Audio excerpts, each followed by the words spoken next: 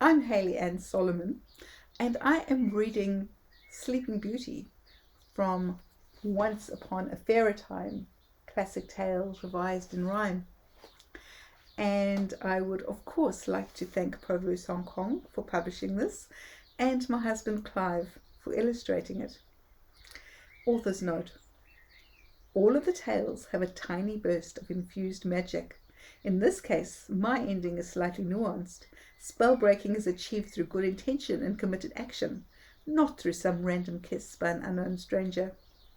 A truer love, independent of spells, is achieved through conversation, caring, like-mindedness, and a mutual will to be good rulers.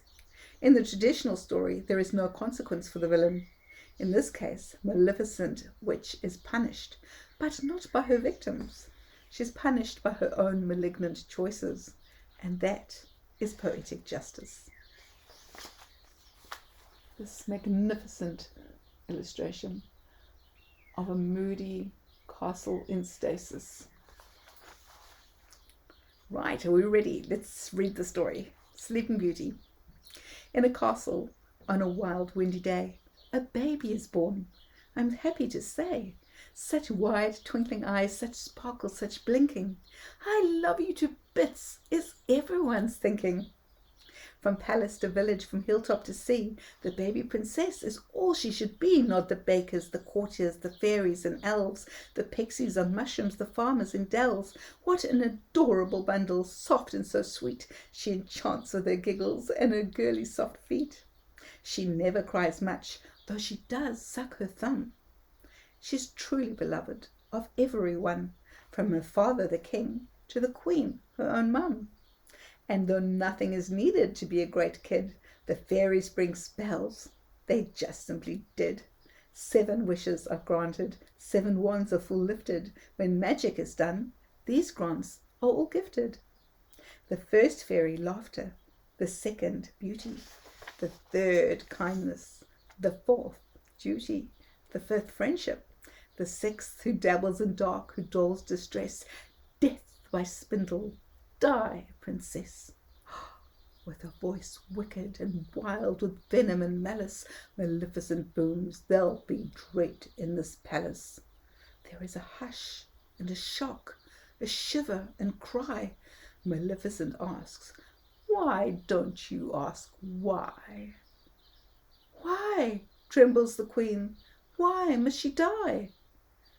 You failed to invite me to your christening ball. I don't take that lightly, oh no, not at all.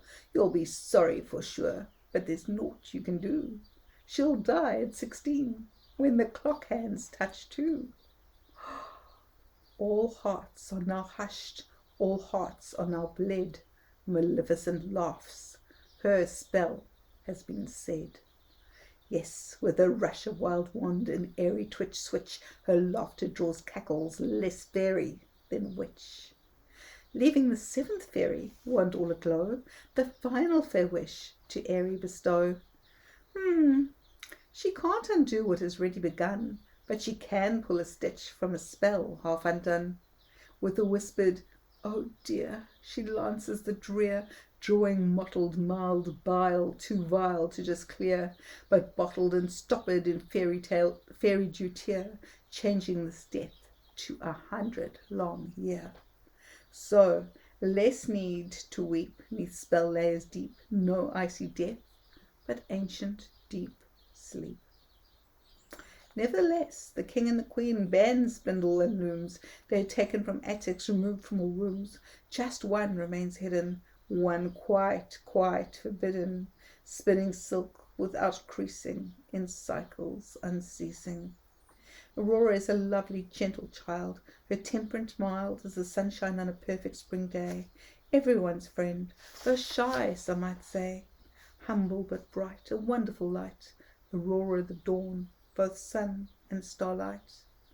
When Aurora is 16, she wanders through the castle ground, eyeing with interest the alleys around, the moat and the turret, the gardens and stair. The day is quite perfect, she breathes clean, fresh air. So happy, so innocent, so clear, unaware. that in less than an hour she'll be finding a stair and winding in sudden strange gloom to the top of a clock tower, to a small hidden room, where she'll see all that spinning, that strange spinning wheel, and beg for a chance to spin and to reel, to touch all the silk, the bobbins to feel, to learn a new craft in that room with a view, till the chiming of bells chime in 1:45. Aurora bobs and smiles at the woman so sweet, with piles of yarn from her lap to her feet, and the old lady, less sweet, or likely quite cunning, sets the wheel to spinning and spinning to spinning and humming. Your Highness, my dear, come take a seat, for spinning's to silk is a rare birthday treat. As Aurora sits, the clocks tick-tick, the bell chimes chime, the cog wheels click, and at 2:10 precisely, her fingers prick. Darkness descends, sleep whirling around both castle and ground. Aurora sleeps, sleeping and dreaming and dozing on furs for thousands of days, in 100 long years. So long is the sleep that the castle is lost in mists and long brambles and forests storm-tossed, till thorns and high hedges envelop the place, and nothing but stillness and slow heartbeat pace can ever be felt near castle's domain. Sleep, rest, and sleeping, the constant refrain, and time seems to slow, or even to still, though it keeps pace outside, past moat and past hill, till 100 years has crept on past, till daffodils sprouting, till greener grows grass, till mists are a-melting, sun spinning new weft, till darker dark shadows have brightened and left, and the thorns, though still daunting, are lightened with air, dulled to blunt points, less lethal, more fair, more revealing of castle and strange spinning spells, of inertia and stasis in hills and in dells. And when time has passed, as slow it must, a prince in passing, not spell trust, sees what has been lost. The seventh fairy, in her gifted undoing, had inserted a seam for bright love and wild wooing. Maleficent's spell, now long past its peak, finds death is not coming, finds sleeping grows weak. Time's ready for prince to brave bramble and thorn, to rescue a world dulled by spells flit forlorn. The prince thinks, if there is the faintest of chance he can help or advance the fortunes of any in need, he'll do the best that he could through mist and fierce wood, to battle through nettles and weed. And so he does.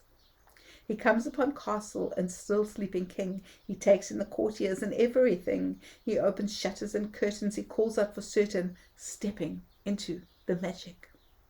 Breathless and bruised, a little confused, he holds fast to goodwill, holds fast until the bonds shake. When spell bands break, the princess awakes, not to a kiss from a stranger, but with care and concern, with much to still learn, safe sheltered from any new danger. With the spell thus broken, the village awoken, Aurora adjusts with time, to the era's new pace, to the prince's fine taste, to the care that he takes to refine all questions and fears through the lapse of those years, and the passage of time. In years they learn of each other, their interests and wishes, their love of dear people, their hopes and best dishes, their constructs of ruling, of fairness and kindness, their points of bold difference, converging like-mindedness, till comes a pure moment, brilliant and bright, when true love is plighted, heart sure and sure light.